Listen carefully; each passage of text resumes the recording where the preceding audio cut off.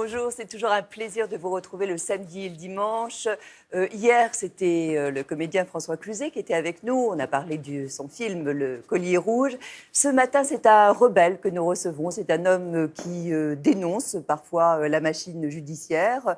C'est un homme qui a la parole facile et c'est un homme qui est un très bon orateur. Il est avocat, c'est Éric Dupond-Moretti qui est avec nous. Bonjour Éric Dupond-Moretti, ça fait plaisir de vous revoir. Nous nous sommes déjà rencontrés sur ce plateau une fois, et ce sera la deuxième. Alors, il est vrai que vous publiez votre dictionnaire, le dictionnaire de votre vie, c'est chez Quairaut. Alors, on apprend énormément de choses de vous. Il y a des choses extrêmement graves, extrêmement puissantes qui sont dites, et puis à un moment donné, il y a un chapitre sur une recette de spaghettis. Voilà. Pourquoi ? Parce que vous êtes d'origine italienne, du moins de par votre mère. Alors, votre mère, Elena, oui. Joli prénom déjà. Qu'est-ce qu'elle vous a apporté ? Quelle valeur ? Beaucoup de tendresse, beaucoup de bienveillance. Et puis, je nourris pour ma mère et pour son frère aîné une admiration forcenée, sans bornes, sont des travailleurs. Ce sont des gens qui ont connu les affres de l'immigration et toutes les difficultés que ça implique et qui ont beaucoup bossé. C'est pourquoi vous portez d'ailleurs votre double patronyme. Dupond, c'est le nom de votre père. Oui. Moretti, c'est le nom donc, de votre mère. C'est pour lui rendre hommage ? Oui, j'ai d'ailleurs la double nationalité. Je suis un binational. Oui, c'est pour rendre hommage à ma mère. Oui. À l'origine, c'est ça, bien sûr. Et puis c'est aussi pour transmettre ce nom à mes enfants. Qui ont le double nom également ? Bien sûr, oui. Alors, votre père, Jean-Pierre Dupond, déjà portait un patronyme aussi commun. Oui. Ce qui est drôle, c'est que Moretti, c'est le Dupont français. Aussi. Hein. Ah oui, il y en a. D'accord. Donc vous appelez Dupont en définitive. C'est ça, ou Dubois, oui, ou Moretti, voilà. C'est le choix. Lui, il est parti très jeune, enfin, et il avait quel âge ? 26 ans. Il avait 26 ans. Voilà. Et vous aviez 4 ans. J'avais 4 ans, oui, un peu plus de 4 ans. Mais dans ce livre, vous écrivez qu'il vaut mieux un père mort qu'un père physiquement présent mais absent. Oui. Qu'est-ce que vous en savez ? Je le pense parce que un père mort, il est forcément sublimé. Moi, on a toujours présenté mon père comme un type absolument formidable. Donc vous l'avez idéalisé ? Bien sûr, bien sûr. On me racontait qu'il me regardait, qu'il me protégeait, qu'il avait toujours été présent. C'est difficile d'expliquer à un gamin la carence d'un père dont il connaît l'existence physique, qui ne vient jamais le visiter, qui ne s'occupe pas de lui, qui ne l'embrasse pas. Dans le dictionnaire, il y a le mot indignation. Alors, c'est un chapitre du livre, témoin de la condition ouvrière, vous dites, qui était celle de vos parents et de vos grands-parents. Vous, votre indignation, c'est laquelle aujourd'hui ? S'il y en avait une, surtout. C'est l'injustice qui prend des formes différentes.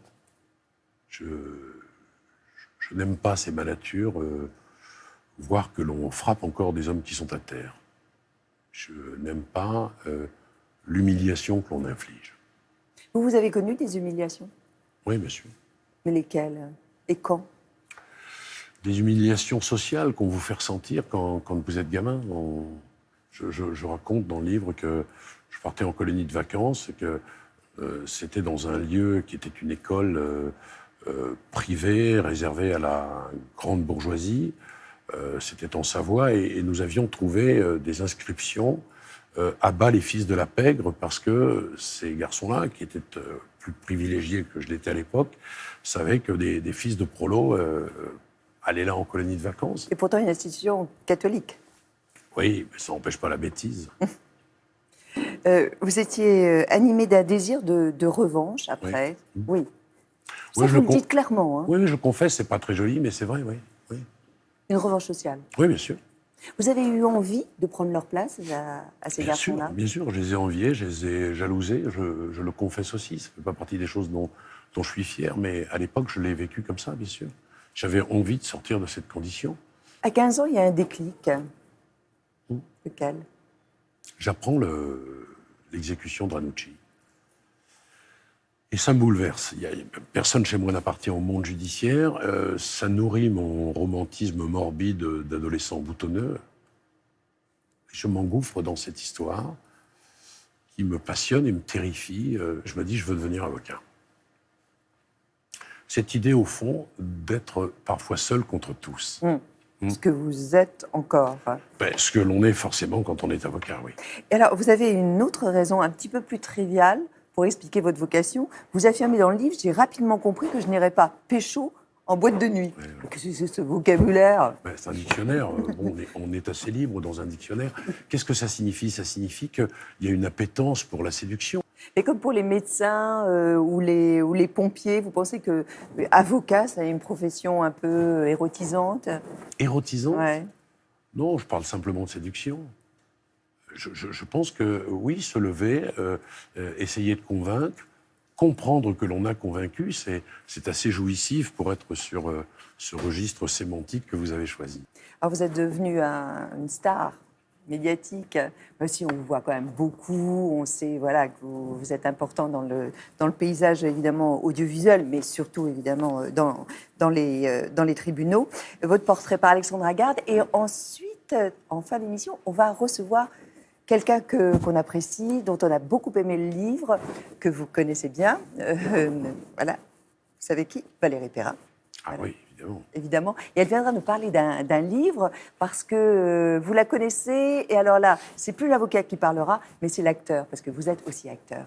Votre portrait, ce matin, par Alexandre Agarde. Dans mon métier, ce qui est fascinant, c'est la chute. Il est fasciné par notre côté sombre, mais rêve de lumière. Il est la bête noire des magistrats, mais le chouchou des médias. Que vous n'aimiez pas les avocats médiatiques, on est quitte, je vous aime pas non plus. Avocat pénaliste, oui, mais vedette aussi. Ne dit-on pas d'une personne qui tutoie la gloire qu'elle se Dupont-Morettise? C'est qu'avec 144 acquittements en record, il s'est forgé une solide réputation de gagnant. Son style à la barre, l'insolence et l'éloquence avec un sens de la formule qui fait mouche. Si vous suivez monsieur l'avocat général, vous aurez jugé, vous n'aurez pas rendu justice. Mais la justice reste impénétrable. Dans ma vie, j'ai gagné des procès qui étaient ingagnables, mais j'ai perdu des choses qui étaient absolument imperdables. C'est dans les années 2000 qu'il mène ses premiers grands combats judiciaires. Il fait acquitter la boulangère d'Outreau et laisse éclater le fiasco. Son casting est éclectique. Yvan Colonna, le nationaliste corse Jean Castella, Jean-Claude Trébert. Et depuis, la liste de ses clients regorge de célébrités. Tapi, Kerviel, Benzema, les frères Karabatic, Jérôme Cahuzac et même Abdelkader Mera, le frère du terroriste, car Dupont-Moretti affirme pouvoir défendre tout le monde. Quand je défends les pédophiles d'Outreau, je suis un salopard. Et quand je défends des innocents, je deviens un héros. Ça ne mérite ni cet excès d'opprobre, ni cet excès d'honneur. Vous êtes avocat? Je suis avocat. Un avocat qui sera pourtant hué au moment du verdict Mera. Mais quand l'atmosphère des prétoires est trop lourde, il se retire sur ses terres pour pratiquer la chasse aux faucons, C'est poétique, la fauconnerie. cultiver son vin, ou il se réfugie dans le cinéma, son autre passion où depuis 2012, il a déjà joué dans 3 fictions. Maître Richer? De là à croire qu'il n'est que média, relativisons, pour sa défense, il cite Camus. Votre devise, si vous en avez une? Entre la justice et ma mère, je choisirai ma mère. Et oui, finalement cet homme est peut-être juste, comme vous et moi. On apprend beaucoup de choses. Vous chassez le faucon, vous aimez la chasse, vous cultivez votre vin, mais vous avez des vignes? Ouais, j'ai 3,5 hectares de vignes avec un copain. Ouais. Et où, dans Avocat. quel secteur? Collioure. Donc du vin un peu chargé? Un peu tannique? Du vin à 15 degrés qu'il faut boire avec modération. C'est obligatoire, vous savez, quand on parle du vin. Et il porte le nom de Furbury, qui était mon mentor, mon maître, et qui aimait aussi le vin. En quoi vous êtes encore vulnérable? Ouais, parce que, vous savez, il y a une image, il y a une apparence que parfois les gens s'approprient. Je pense que c'est le lot de tous ceux qui ont un peu de notoriété médiatique. Mais je suis un type qui doute énormément. Énormément. Énormément. Et oui, je suis vulnérable. Même avec le temps, même avec le succès. Et surtout avec le temps. Je pense qu'on n'a plus l'arrogance de sa jeunesse quand on est un homme un peu plus mûr. Qu'est-ce que c'est une bonne plaidoirie? Une bonne plaidoirie, si on parle non pas de son efficacité, mais de sa qualité, c'est une plaidoirie d'abord travaillée, c'est une plaidoirie qui est logique, c'est une plaidoirie dans laquelle vous ne vous répétez pas, c'est une plaidoirie dans laquelle vous êtes vous-même à l'aise, parce que parfois, vous n'arrivez pas à vous libérer de la pesanteur de l'affaire, de sa difficulté. C'est tout ça, une bonne plaidoirie. Puis c'est une plaidoirie qu'on écoute, surtout, et qu'on a envie d'écouter. Mais elle peut être charnelle, dites-vous. Pourquoi? Parce que ce que l'on raconte, ça n'est pas des historiettes. On parle de l'histoire d'un homme, d'une femme. Tout ça est extrêmement lourd. On rentre parfois dans l'intimité des êtres. Ils sont obligés de se déshabiller. Il y a quelque chose de très indécent dans la justice. Faut l'aimer, le client, pour le défendre? Ça dépend. Il y a des gens que j'aime, avec lesquels j'ai beaucoup pour lesquels j'ai beaucoup d'empathie. Il y a des clients que j'aime moins. Et on les défend moins bien? On les défend différemment, sans doute. Mais c'est injuste. Bah oui, mais c'est la vie. Est-ce que vous aimez tous vos invités de la même façon? Ouais, j'ai choisi. Et vous choisissez ouais, les voilà. clients? Mais voilà la différence. Vous les choisissez, donc a priori, vous les aimez bien. Et moi, non. Il y a des gens avec lesquels ça passe pas, le courant ne passe pas, mais enfin, c'est la vie. Hein. Est-ce que vous pensez que tout le monde peut basculer, en fait, dans Oui. un crime, notamment? Oui. Tout le monde? Oui. Oui, je pense. C'est dans cela, d'ailleurs, je le dis là, que la chute a quelque chose de fascinant. Oui. Je pense que, vous savez, on vit une époque hyper moralisatrice, hygiéniste, puritaine, avec de grands thèmes manichéens, la vérité, le mensonge, le bien, le mal. Moi, je pense que les choses sont beaucoup plus complexes que ça et qu'on peut effectivement basculer. Oui. Quelle est la société idéale pour vous? Puisque vous la dénoncez beaucoup. Hein. D'abord, vous savez, je dénonce pas la société, je dénonce quelques-uns de ses travers actuels qui me chagrinent beaucoup. Oui, l'hypermoralisation me chagrine. L'intolérance me chagrine. Je pense qu'on vit une époque dans laquelle on met en exergue et en avant nos différences davantage que ce qui peut nous unir. Alors, les sujets graves, c'est les sujets communautaristes, par exemple. Les sujets graves aussi, c'est les rapports hommes-femmes, avec là aussi une confusion d'un certain nombre de choses. On est en train d'opposer les hommes aux femmes.